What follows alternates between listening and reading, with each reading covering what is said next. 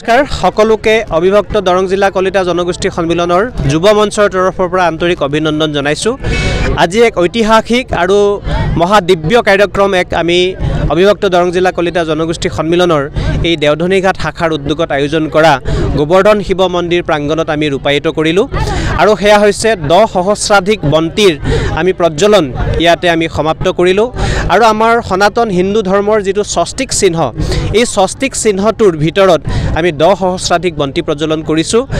অবিভক্ত দৰং জিলা কলিতা জনগোষ্ঠী সন্মিলনৰ যুৱক যুৱতীসকলে মহিলাসকলে বা সকলো পুৰুষে মিলি ইয়াত আজি বন্তি প্ৰজ্বলন কৰিছে আৰু আটক ধুনীয়াকৈ সকলোৱে এই মংগল চিহ্ন স্বস্তিকটো সজাই পৰাই তুলিছে আৰু ইয়াতে অংশগ্ৰহণ কৰি প্ৰত্যেকেই বৰকৈ আহ্লাদিত হৈছে, বৰকৈ আনন্দিত হৈছে আৰু ইয়াৰ বাবে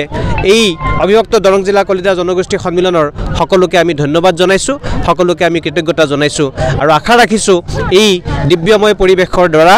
আমাৰ অবিভক্ত দৰং জিলা কলিতা জনগোষ্ঠী সন্মিলনৰ সকলো জ্ঞাতি সকলো ব্যক্তি কুশলে থাকিব, মংগলে থাকিব, তাৰ বাবে পৰমপিতা ভগৱানৰ ওচৰত আমি প্ৰাৰ্থনা জনাইছোঁ।